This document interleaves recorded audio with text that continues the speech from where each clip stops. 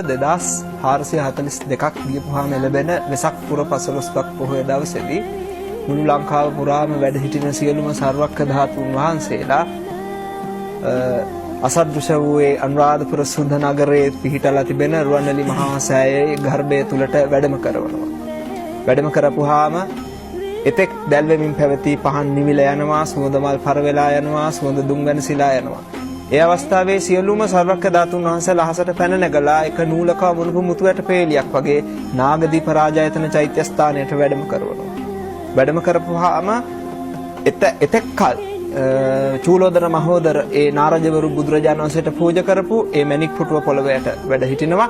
ඒ මණික් පුටුව අහසට පැන නැගුණාම මේ මණික් පුටුව මත සියලු සර්වක්ඛ ධාතුන් වහන්සේලා තැන්පත් වෙනවා.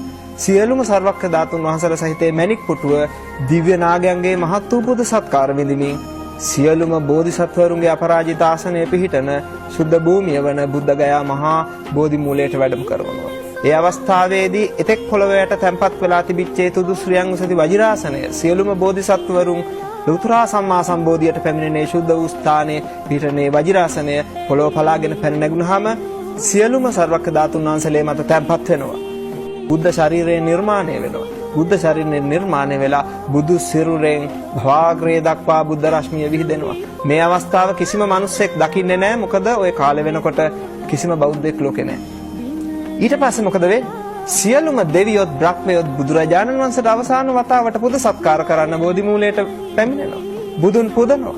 අනන්ත බුදු ගුණ ගයමින් බුදුරජාණන් වහන්සේට ස්තුති ගායනා කරමින් බුද්ධ වන්දනාවේ දෙනවා. ඒ අවස්ථාවේදී දෙවියොත් බ්‍රහ්මයොත් බුදුන් වඳ අවසන් වුණාම බුදු සිරුරට ගිනි දැල් ඇවිලිලා දෙහ ආදාහන වෙලා අලුවත් දැලිවත් ඉතිරි වෙන්නේ කිසිම ධාතුන් වහන්සේ නමක් ඉතිරි වෙන්නේ නැහැ අබෑටයක් තරම්වත්. ජය ශ්‍රී මහා බෝධි අතුරුදහන් වෙනවා. බුදුරජාණන් වහන්සේ වෙනුවෙන් හදලා තියෙන සියලුම ප්‍රතිමා වහන්සේලා අතුරුදහන් වෙලා යනවා.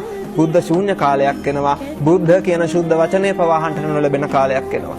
තව වසර 2442ක් පමණ ගත වුණාම ලැබෙන වෙසක් පොය දවසේ මේ සිද්ධිය සිද්ධ වෙන්නේ. එතකොට බෞද්ධයෝ නෑ. අන්න ඒකෙන් මතක තබාගත යුතු දෙයක් තියෙනවා. මේ පිම්බිමේ මේ ශාසනය තව වසර 2000 ගණනක් පවතින බව.